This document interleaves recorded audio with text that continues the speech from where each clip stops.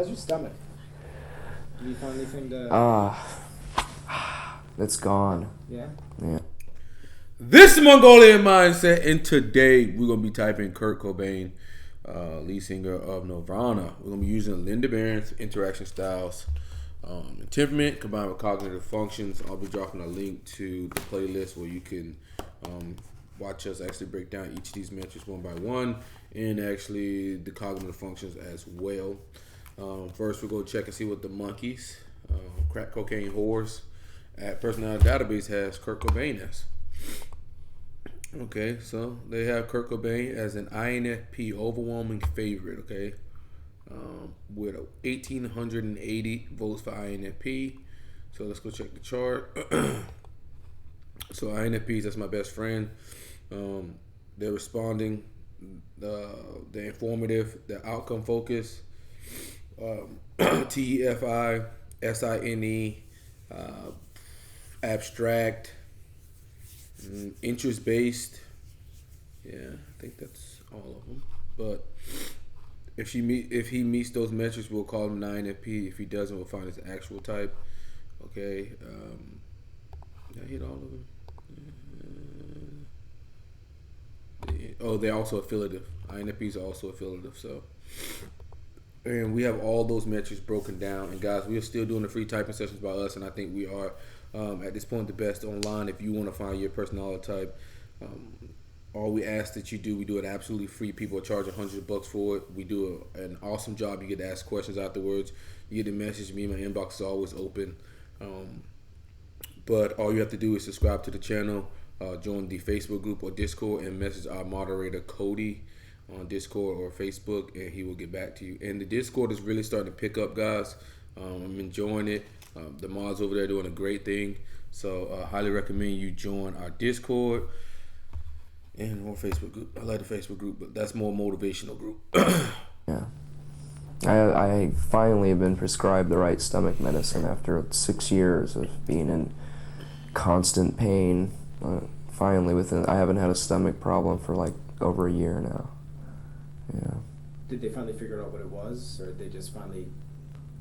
No, they never figured out what it was. I mean, most gastrointestinal doctors don't know anything about the stomach diseases. They just have a PhD, you know? They get paid a lot of money for pretending and prescribing you different drugs, and it's a total scam as far as I'm concerned, because I've been going to doctors for 6 years, and I've tried every drug available except for this one last one that's brand new, and it finally worked. And So right there, he seems to be going on talking about more of a progression or a journey towards him finding the medication, and at the same time he disqualified people with credentials. Generally speaking, TI users will do that. Like you'll get people, especially ENTPs, who will just like shit on pretty much any credential because they want to see that you have the ability to actually think for yourself and that qualifications aren't going to save you. So with that being said, I'm going to hit him for TIFE there, and I'm also going to hit him for progression or journey, because he's on a journey about how he got his stomach fixed. Okay, so we'll just put an asterisk aside of it. So TIFE and journey. it can't be, what do you call that? I mean, it isn't... Placebo? What? Placebo? No. No, it can't be, it isn't a specific stomach ailment. It doesn't have a name or anything. It wasn't a matter of finding out what disease I had. It's just, it's psychosomatic. It's part of my nervous system. It's part of, there are millions of people all over the world who have irritable bowel syndrome, and that's the common term that all doctors call a stomach problem, and they just say, "Oh, you have irritable bowel syndrome," but I can't fix it. I don't have anything to fix it, but there's just a variety of. And I'm gonna say this, man. You probably, in general, when you got a disease like what you have, Kurt, You probably do not want to be smoking cigarettes, doing drugs and all that shit. All that shit's gonna make it fucking worse. So at the same time, you ain't helping your body help itself. And a lot of time, if you got like some type of disease or something, you gotta step up your fucking game on your end. You have to step up your game on your end. That means eating right, doing right, living right. Okay, if you're not doing that, the problem's gonna persist or maybe even get fucking worse. That's just the reality of the situation. Doctors can't save you really, especially when you got like some autoimmune disease or some of that type. Of ulcer medicines that can slow down ulcers, you know, and eventually heal them. But I didn't have an ulcer. I just had a red irritation in my stomach, you know. But I was in pain. I mean, I was in pain for so long that I didn't care if I was in a band. I didn't care if I was alive, you know. And it just so happened that I came to that conclusion at a time when my band became really popular, you know. I mean, it'd been going on and building up for so many years that I was, you know, suicidal. I mean, I just didn't want to live. So I just thought, if I'm going to die, if I'm going to kill myself, I should take some drugs, you know. May as well become a junkie, because I felt like a junkie every day, you know. You know, waking up starving, forcing myself to eat, you know, barfing it back up. It's like, you know, just imagine trying to eat your 3 meals a day and just concentrating and just crying at times, just like, I'm in pain all the time, you know. And being on tour was a lot worse too, you know, it made it even worse. So when did they, how long have you not been in pain? Is it, I know you just said it, like in Europe, when did they find the medicine that took care of it? About a year ago. That's good. Yeah. I want to go through some your memories from the videos that you've made. All right, off rip, this guy's coming off like Enneagram 4 social. That's the one that everyone knows as a 4, the social 4. And what they do is they do actually complain a lot about their suffering, okay? Enneagram 4 social. They actually go out and talk about it. You got the SP4 that doesn't really tell anybody about it, and you got the 4 sexual that generally makes other people suffer. So he's a 4 social. Actually, the only thing that I've heard in interviews say anything that any kind of disappointment about any of them was Smells Like Teen Spirit. That not turn out to be exactly what you thought about it. Yeah, I mean, although it worked, I mean, I liked the video overall, but it wasn't what I pictured in my mind. When I come up with an idea for a video, I want it to be translated exactly how I see it in my mind. And okay, so he wants it to be pictured the way he sees it in his mind, so that's a visualization there. So I'm going to hit him for abstract there. Okay, he's translating the thoughts from his mind into whatever he's doing. That's what abstract people do. They take the abstract ideas and turn it into the concrete. And it just wasn't that way. I mean, we didn't take enough time. We didn't prepare ourselves enough to have as much control as we wanted to, you know. And I just remember walking in the day of the shoot and looking at the set, because I had meetings with Sam Bear, and I told him what I wanted. I drew pictures of it, and I walked in and it wasn't what I told him what I wanted. So I mean, he's got his vision. Okay, that's his vision. So we're gonna hit him for NI, but that's attached to SE. He has his vision of what he wants. You know, he knows the vision. He comes with symbols, the pictures, and that's what he wants.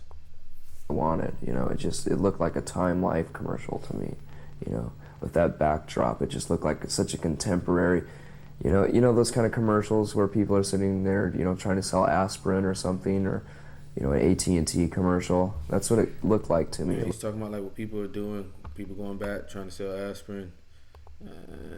Commercial to me, you know, with that backdrop. It just looked like such a contemporary, you know those kind of commercials where people are sitting there, you know, trying to sell aspirin or talking about what people are doing, something, or SE. You know, an AT&T commercial. That's what it looked like to me. It looked too contemporary, but still, the kids made the video, you know, and I had to, like, even after Sam had edited it, he edited it and sent it to me, and I didn't like it, and I flew down at the last minute to LA and edited it myself. I threw in a few extra things, which pretty much saved it, because I don't want to toot my own horn, but I mean, there were a lot. All right, so that was a journey again about how you basically edited and saved that.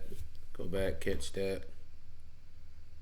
So Commercial. That's what it looked like to me. It looked too contemporary, but still, the kids made the video, you know, and I had to like, even after Sam had edited it, he edited it and sent it to me, and I didn't like it, and I flew down at the last minute to LA and edited it myself. I threw in a few extra things, which pretty much saved it, because I don't want to toot my own horn, but I mean, there was a lot of really good footage that wasn't used, and if a lot of that wasn't used, it would have been a really bad video.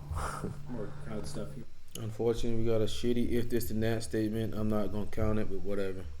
And the kids going crazy. Yeah, there wasn't really a lot of that, and most of the stuff that was used looked really contrived. There was no spontaneity in it, so I just threw all the spontaneous parts in.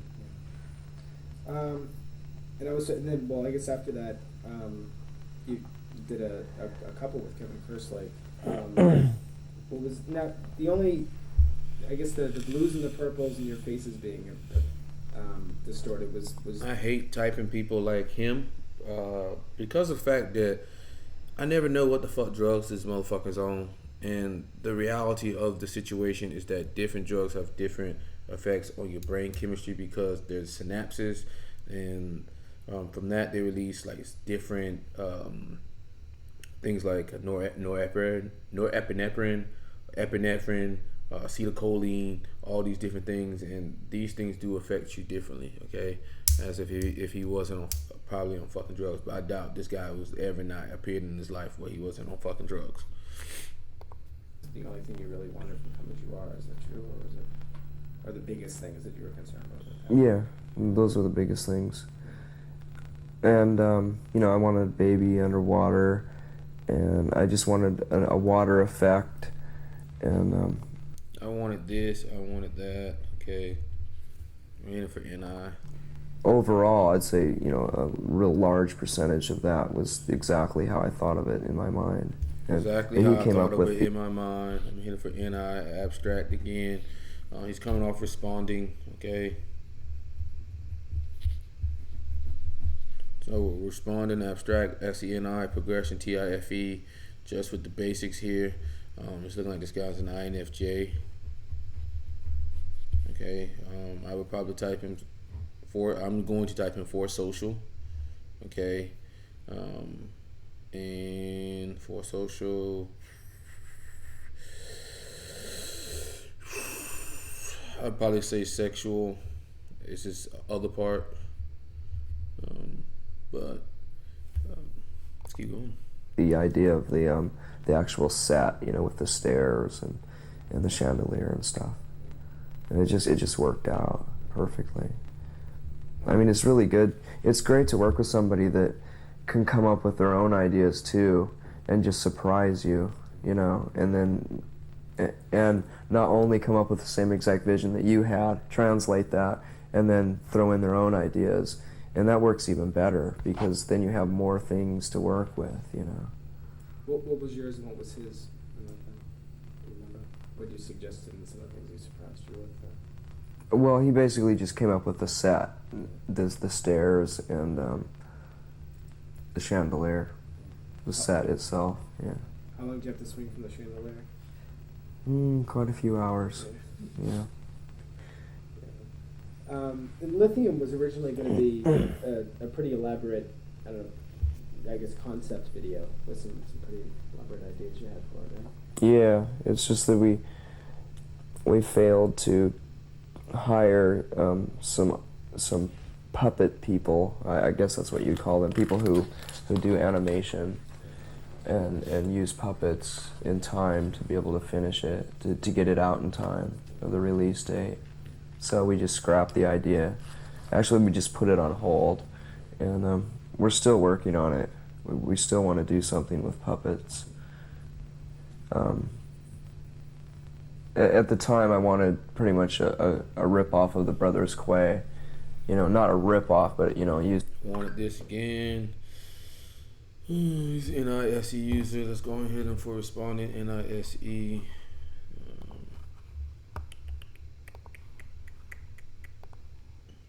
Kurt Cobain.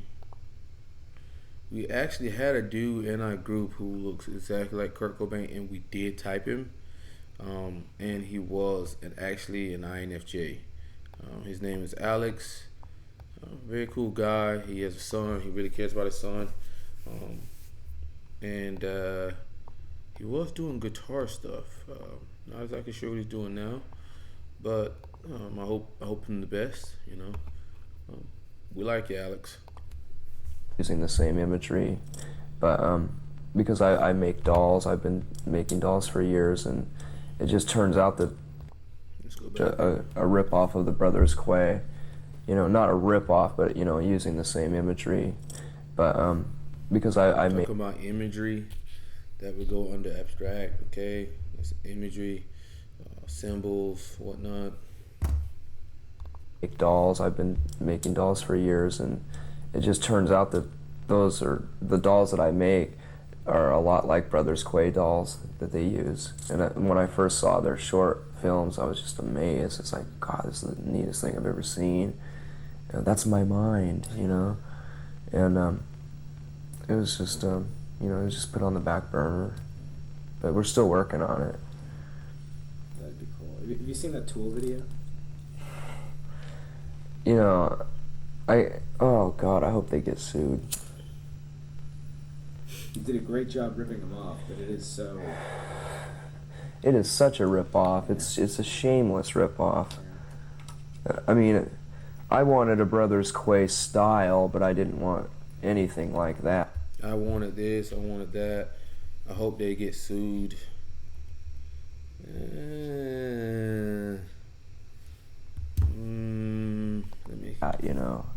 That was terrible. I mean, it's a neat video. It's really nice to look at, but I mean, I'd rather watch a Brothers Quay video, Yeah, I mean, even down to like stuff coming through windows on walls. Yeah, so, meat going through tubes and pipes and shameless. They'd be slapped on the wrists for that. And can you? I mean, no one's ever going to hear what I'm saying actually. So if you can just kind of explain how the idea for In Bloom came up and who that is doing the Ed Sullivan bit. Oh, who is the guy that? Oh, that's Doug Llewellyn. The guy in the In Bloom video is Doug Llewellyn from the People's Court. He's the MC or whatever you would call him. He's the guy that talks to the people after they win or lose. He interviews them. Yeah. Yeah. It was my idea to come up with that. I thought I want to do a video that's either from... Goddamn, I want to do this, I want to do that. He is big on that. See, like when you're typing people, like generally you want to go for the overall pattern here. Like, is he saying more NI statements or is he saying NE stuff? Overwhelmingly, he's saying more NI stuff. He keeps going back to what he wants, and what he wants is his vision, what he sees. I wanted something that looked like it was off of live television from the late 50s or early 60s, and I thought the best way to do it, instead of trying to reproduce that effect with new film, I asked Kevin, are those kinescope cameras still available? And he said, yeah, we can get them in Hollywood. You can get anything in Hollywood. So it just worked out perfectly. I didn't think we'd ever be able to actually find those kind of cameras, but we did. And that's another video that just came out exactly how I wanted it, just perfectly. He's going back to his vision again and how he wanted it. I mean... I'll wait for the team. No, I'm sorry. I was just saying that first part of the answer. Sorry, he's not an INFP. It's like part Was there the other thing that the thing that struck me the most about it the first time I saw it was some film I've seen of when Elvis was in a lot of trouble for his pelvic thrusting, and when they shot him just from the waist up, and Then he went on Ed Sullivan, and Ed pulled him aside and said, "This is a perfectly nice fella," you know, and all that, and all of a sudden his problems were over and he was okay. Was that sort of in line with what was going on with you guys? With the three perfectly nice, clean-cut young men? No, I don't remember ever seeing that Elvis thing, but I think, God, what was the story about that? I think it was just that I was talking to Kevin about it, and I said that I would like him to say something about how nice and clean cut we are, you know, how perfect we are, because, you know, the In Bloom video came out at the height of nice and clean cut we are. That's a affirmative statement. I'm gonna hit him for that. I'm gonna hit him for a affirmative statement there. That's some affirmative shit there. I think, God, what was the story about that? I think it was just that I was talking to Kevin about it, and I said that I would like him to say something about how nice and clean cut we are, you know, how perfect we are, because, you know, the In Bloom video came out at the height of us being thought of as degenerates, you know, so, you know, we needed a lighthearted video, you know. That's why I asked. It seemed like an odd parallel from what I remember seeing from the Elvis stuff. Mm. How did you end up doing 3 versions of it? You had planned on doing 2, right? Was there a third one? Well, I mean, maybe that's just something I know because I know there was one there. But there's one that's all dresses. So with him being responding, NISE, we're down to ISFP, ISTP, INTJ, and INFJ. Just that alone, we did get some abstraction. So ISFP and ISTP are going to be going bye-bye, and we'll be down to INTJ and INFJ. That's all in the suits and stuff, and then there's the one that's the mix that I guess got played the most. I don't know anything about the one that was just all suits. I think Kevin wanted to do one with just suits, but I've never seen that. You can hit him for any there if you wanted to, but we know he's and I use it what Kevin wanted. I don't know if he actually made one or not. I don't know. Because all I know about it is the one with the dresses and the one with both of them. Probably never aired anything either. Now, was Sliver supposed to? I know that was done in your garage or something. Yeah. Basement. Yeah. Mm-hmm. Was that? I don't know. Maybe I'm high thinking this, but I thought I heard someplace that was supposed to replicate an old rehearsal space here or something. Or No. It turned out that it looks a lot like my old apartment in Olympia because I used. I had moved all my stuff. I had my entire apartment, all the stuff from my apartment from Olympia, stored in a storage space for the last 2 years, and I brought it up to the house when we moved into Seattle last year, and I had all this stuff in the basement, and so I set everything up exactly how I had it in my apartment. So he just went on a journey again, explaining that shit.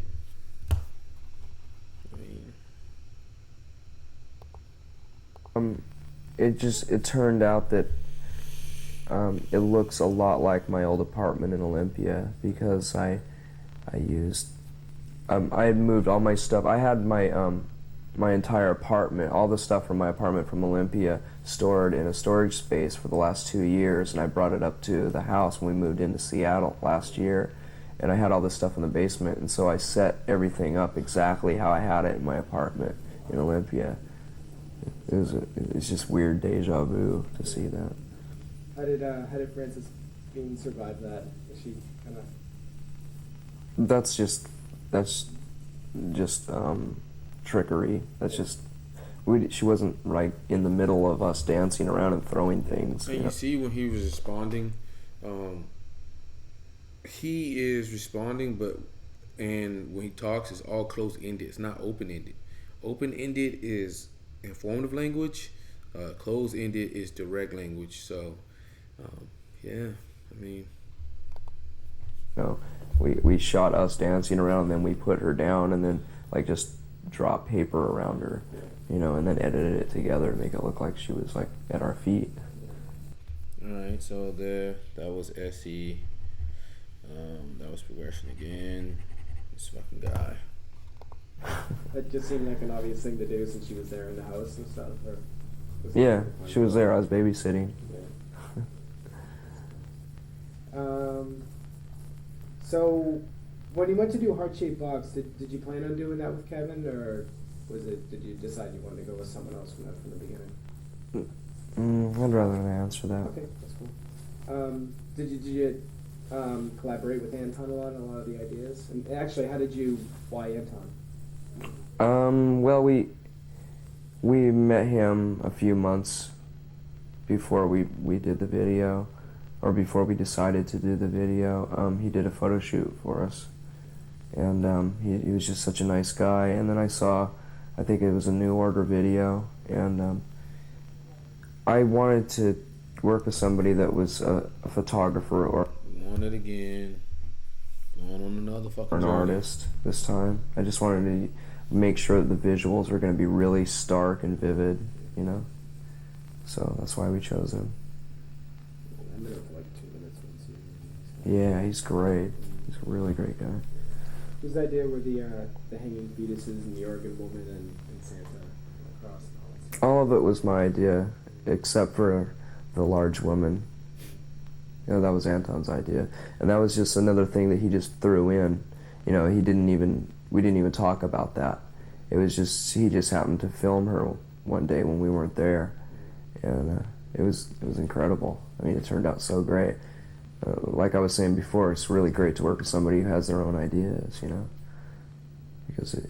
And not only can he translate exactly, I mean, that video has come closer to what I've seen in my mind, what I've envisioned, you know, than any other video.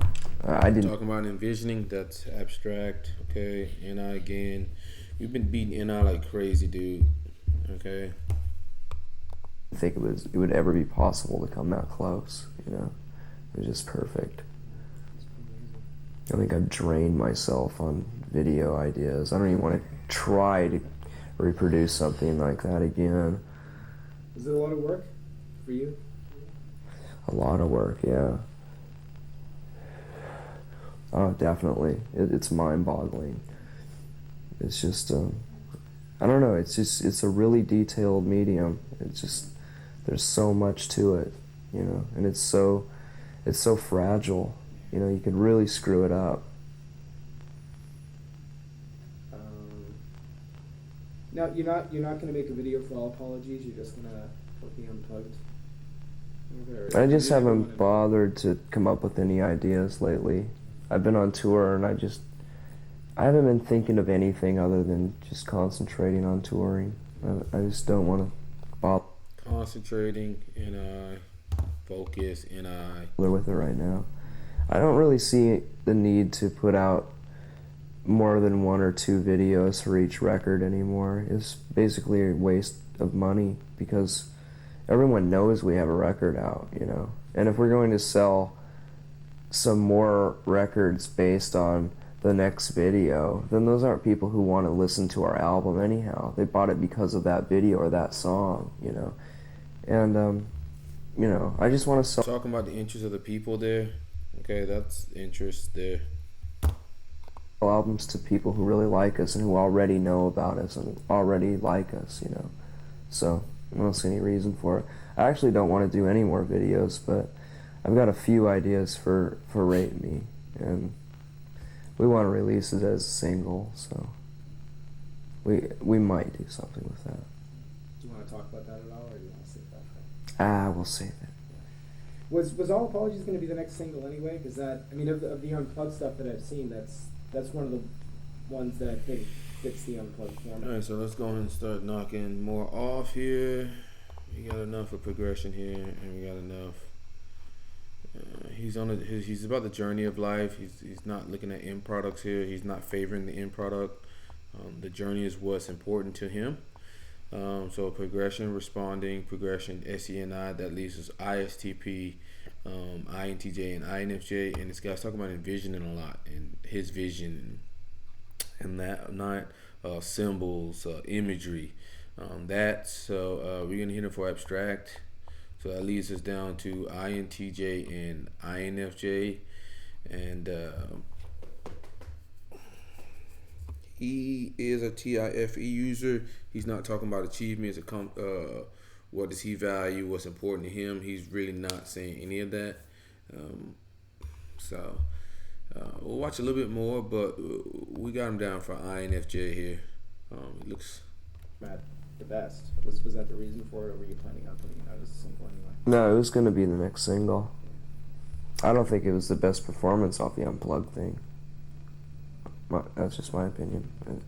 I don't think it was that good, really. We've played that song a lot better before.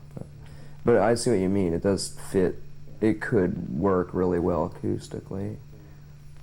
Yeah, I don't mean that particular performance necessarily. I just mean I think if you listen to the 4 discs worth of stuff that you've got, that's one of the ones that seems like, if you hadn't seen you guys do it yet, listening to all of them, it would seem like that would be one of the biggest, most likely candidates. Right. Yeah. So you talked about how you weren't particularly crazy about the way a lot of the production ended up for Nevermind or stuff. Did that affect the way you in utero at all? I think it had a little bit to do with that, yeah. And we just wanted to make sure that it wasn't as commercial or slick sounding. And the main reason is it had nothing to do with wanting to alienate people or, it had nothing to do with that. We just wanted to make sure that we put out a record exactly how we want it. We wanted to put out a record that we would listen to at home, and we don't listen to very, very many bands that are produced the way Nevermind was produced. Although it is raw by comparison, to most other commercial rock records, it's still, we don't listen to that kind of music. So, I mean, I really can't think of any other band besides R.A.M. that has that kind of production that I like, so. Is that way? Something actually that surprised me that I didn't know that Chris said earlier is that you actually originally were thinking about Steve Albini for Nevermind. We've been thinking about Steve Albini forever. We've been wanting to have him produce us since around Bleach, actually. If we could have got him for Bleach, we would have done that. But we couldn't afford it at the time, I don't think. No, I guess that isn't the right answer. I mean, I'm sure Steve has done bands for nothing, but we just didn't think he would like us at the time or something. I don't know. The first thing that I thought of when I heard... All right, man, that's interest again. All right. We got Kurt Cobain down as INFJ. He looks like a guy we used to know that was in our group. So TIFE. So with that being said, he's not an INTJ. So responding, abstract, interest / motive. So they're trying to look at what people get out of a situation from a global standpoint.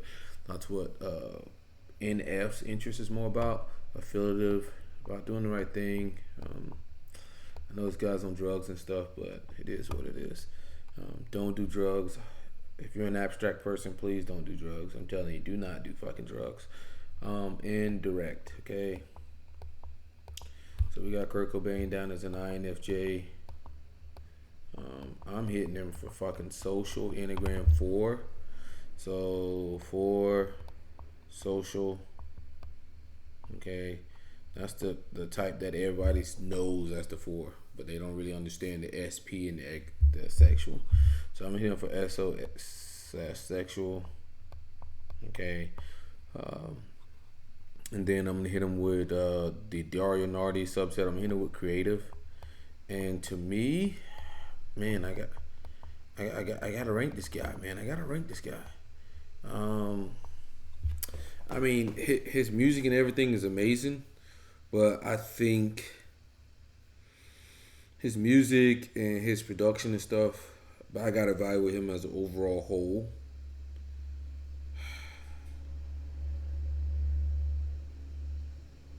I feel conflicted here because I want to grade his NI pretty good,